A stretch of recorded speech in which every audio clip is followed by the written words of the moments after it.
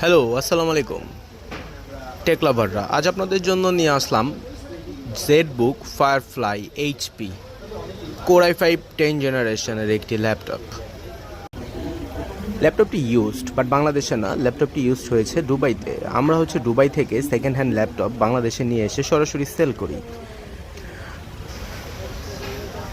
এরকম অসংখ্য ল্যাপটপ আমাদের কাছে আছে, আপনারা দেখে শুনে যাচাই বাছাই করে তারপর নিতে পারবেন।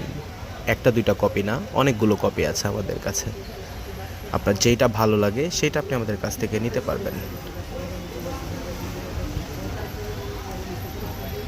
কনফিগারেশনটা আমি আপনাদের সামনে তুলে ধরছি, আপনারা দেখেন।